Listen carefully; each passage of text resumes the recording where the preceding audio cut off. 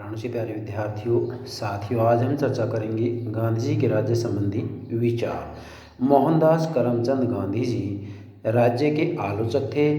गांधी जी ने राज्य को एक अनैतिक संस्था कहा है। गांधी जी ने राज्य को एक हिंसक संस्था कहा है। गांधी जी का कहना है कि राज्य एक संगठित हिंसा है, अर्थात वास्तविक रूप में राज्य अपनी शक्ति का दमन के रूप में प्रयोग करके व्यक्तियों को नियंत्रित करता है। गांधी जी ने कहा है कि राज्य एक नैतिक संस्था नहीं है, राज्य एक अनावश्यक बुराई है।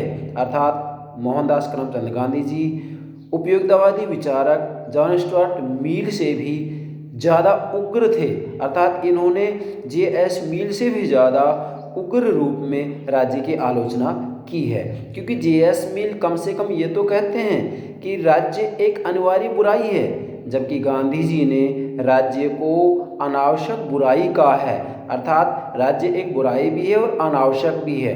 मोहनदास करमचंद गांधी जी का कहना है कि राज्य एक संगठित हिंसा है, राज्य एक अनैतिक संस्था है, राज्य किसी भी रूप में नैतिक संस्था नहीं है। राज्य के द्वारा किसी भी रूप में नैतिकता का विकास नहीं किया जाता है, बल्कि राज्य तो किसी न किसी रूप में एक हिंसक संस्था है। इसलिए राज्य के बारे में गांधी जी ने कहा कि राज्य एक अनावश्यक बुराई है। तो यहाँ आपको विशेष कर ध्यान रखना है कि मोहनदास करमचंद गांधी जी राज्य के आलोचक थे और राज्य को एक अनावश्यक बुराई की संज्ञा दी है, जबकि जे.एस. मिल ने राज्य को जो है एक आवश्यक बुराई कहा था। अब वैसे राज्य के बारे में अलग अलग विचारधाराओं के अलग अलग विचारकों के अलग अलग विचार हैं, लेकिन गांधी जी के विचार जो हैं सार रूप में यही है कि राज्य एक अनावश्यक बुराई है। धन्यवाद।